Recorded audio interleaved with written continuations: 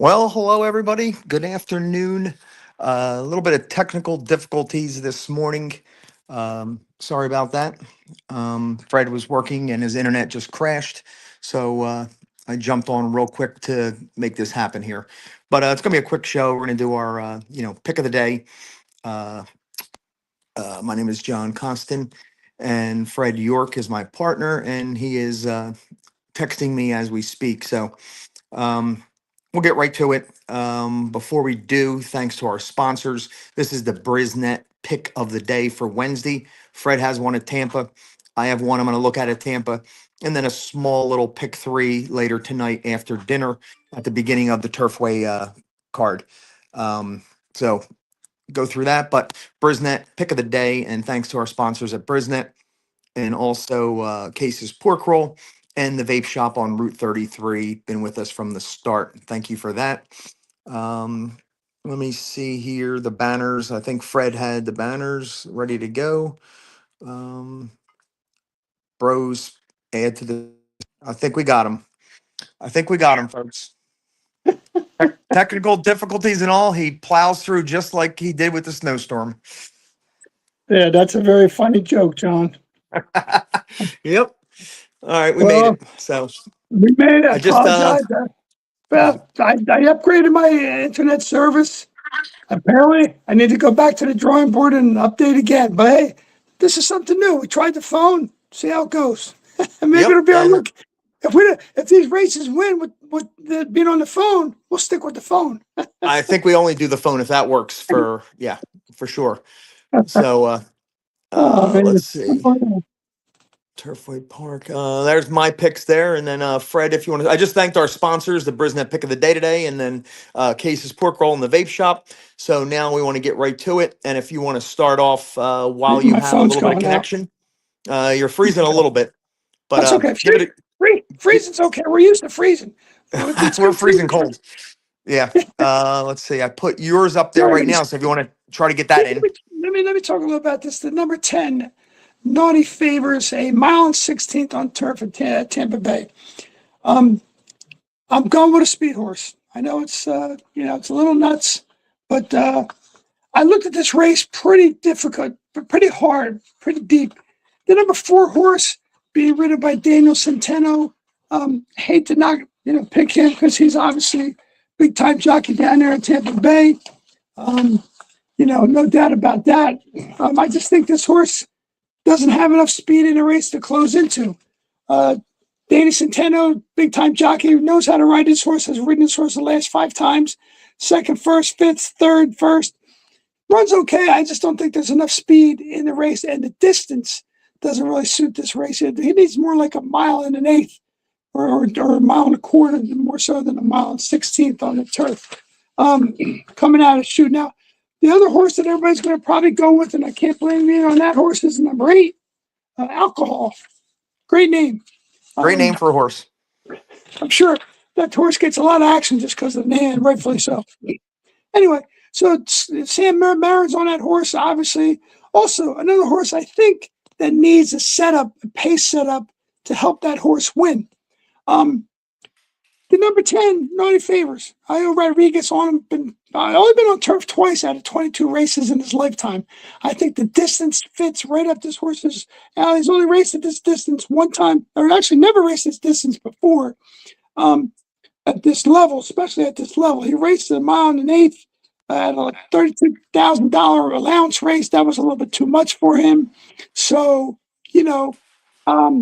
also interesting, the trainer, Kevin Rice, is the nephew of Linda Rice, who we all know from Northeast training up in Aqueduct and Belmont and Saratoga, etc. Tremendous, tremendous trainer. Making his own way down there, I think. He's not a bad trainer. Recently claimed and being taken over the training. Had him on a sprint, a dirt sprint. Came in second out of 8 horses with Sammy Marin on. Didn't run bad. That's not his style. I think this horse is, first of all, he's the lone BRISnet speed, lone E5, highest U.S. pace for him. Again, I don't like the 10 hole, but I see this horse as the fastest horse in the race, 6-1. That's my pick, John, and I'm sticking with it. Actually, I gave that race a look, and that was my pick in that race. And it was one of my three that would have been my pick of the day today. So uh, I don't know. Okay, We both kind of zoomed in on that one. So we'll that's see if maybe. Let's see how that everything you works said out. is true. Gets Yeah, out to the lead, controls the pace, and don't let those closers, get there. So hopefully the turf course is kind to the speed that we're hoping for. yes, sir. All What do you right. got, John? My other pick, I went through the card, and that was one of them. But the pick I came up with, I thought the price was going to be right, was race number 6. We'll change it here. Yep, number 7, Zatara. Uh, I just think the value is there. There's a couple scratches in this rate. Well, actually, one scratch was the second choice. But the two favorites everybody's going to key on is the one XY Prime and Digital Ops, who was classy, but really, hasn't run a good one, in the last two or three. So we'll see if he could regain that form. Hoping not yet.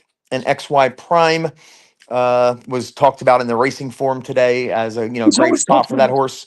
Yeah, that horse Um, is always talked about. And you know who loves that horse, John? Larry Comas. That's Larry Comas's pick. That's all I heard. That's all Larry Comas talks about that horse all the time. Loves X-Wiper. A good horse, no doubt. But I agree with you. Yep. Last time he ran in a 50 claimer, he won that race, moved him up to allowance. But the horse I keyed in on, number 7, Zatara, has been mainly running those optional claimers, optional allowance races. Hasn't really been in a claimer yet since, all the way back in the spring of last year. So it looks like he had better company. And at 8-1, trying to, get a jump on those two favorites. He'll be forwardly placed, and I think the price is right to try to split or at least beat those favorites. We'll see what happens there. So my I pick of the like day, that. race 6, Tampa Bay, number 7, Zatara. Yep. And Eight to then one. Nice price. Nice price. yeah, that's why I was just looking for the price. And I think your 10 will be somewhere like in morning line, like 3-1, 4-1 odds. So let's get him turning for home with the lead. And then I also looked at Turfway later tonight after dinner, and I liked a couple horses early in the card. So trying to find some value. They're both 4-1. Both if they stay around those odds, I'd make win bets on them. But I thought a little clever small pick three, singling those two 4-1 Sure. shots back to back, and then I could almost single in the next race, but trying to hit a cold pick three is very tough. And I just figured that's a race to spread and maybe go three deep to try to catch something there. So Absolutely. That's a nice ticket. I like basically it. it was the 3-3 double in the second and third race, and then my top pick is the 5, the morning line favorite. But I also thought the 4 and 11 at prices could get in there. So small little pick three starting in race 2 at Turfway, 3 with the 4, 5, 11. Small little Okay. $15 investment. This is what we do, John. Um, Let them run on Monday, Wednesdays. We're giving our BRISnet pick of the day, play of the day. We'll watch these and then hope that we can get high. And if we do, I'll never do another podcast from my computer, only from the phone. Maybe We I'll got to get a find better something that phone. works. Maybe I'll get it. Yeah. Yeah, But close the listen, other day. Recapping Monday. yeah, My single. I thought the 4.5 furlong turn back would have yeah, been right up his alley, but it was just a little too sharp for him. He never got involved in the race. Came running late, but the race was over, and he needs 5 or 5.5. That four and a yeah. half was like those Los Alamitos, little sprints. So I watched the race. Yeah, it's crazy. 4.5 just too furlongs. Yeah. sharp, and I thought the turn back was good, but turned back too far. So next time you'll find him in a 5 or 5.5, and that'll hit him between the eyes. But Yeah. for now, that was the only one that cost me in that pick 5 sequence. Some Yep. prices around it paid over $1,000, which Did I it was hoping really? it would pay a couple hundred, and it paid over 1,000 if I could have just Oh my got God. past that leg. Well, listen, we put these out there. People look at them, check them out, play them, see if you'd like to add something yourself to it. That's fine. Um, you know, our picks are, we're going to do them again every Monday and Wednesday at 2 o'clock. John and I will be back on Friday for our 3 p.m. happy hour, John, where we're going to break down, I believe we said we're going to break down the couple of Derby prep races that are coming up on Saturday, the Gotham at Aqueduct and the Fountain of Youth at Gulfstream Park. And interestingly enough, on Sunday, do they always run that race on Sunday? I don't know because like Rebel, that's not a Rebel, bad move because everybody's eyes will be on the Rebel. It's $1 million race, so everybody sure. will be looking at that Sunday. There's no football to deal with, No, no other no, big races like the Fountain of Youth card, which is one of the highlights of the year. And I know Gus Alonso, who's been on our show before, that's his favorite day of the year next to Derby Day. I mean, so good for Fountain of Youth him. Day has loaded card at Gulfstream, so we'll definitely be deep diving into that pick six late in the card on Saturday. And there's two marathon races, which I love. Mile and 3/8, two marathon races where chaos can ensue a lot of times. Um, Also, I think the Devona Dale, the Kentucky Oaks prep races in that pick six as well. I believe, John. So you got some nice races to pick from, and there could be some value there. I'll be interested to check out Gus's picks, see what his thoughts are for sure. I'm sure on Saturday he's going to be very busy there. Um, hey, maybe if we could sneak him on here on Friday for a half hour, 20 minutes, something like that, that wouldn't be bad.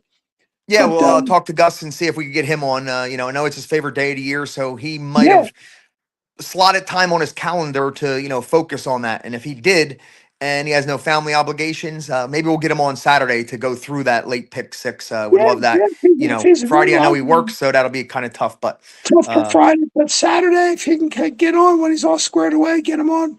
That'd be awesome to have him join us and talk about those races from Gulfstream with his yes, background and the fact that that is his favorite race day, second to the Kentucky Derby. So, okay. So if you check us out again, apologize for the delay, John. Thanks for bearing with me and helping me get through this. Um, Also, we got Friday, 3 p.m. We'll be ready to go.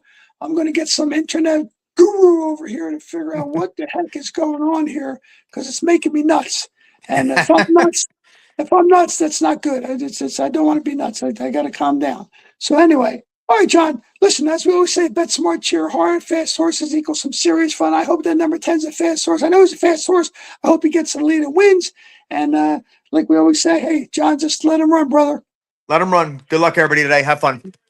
Thanks, John.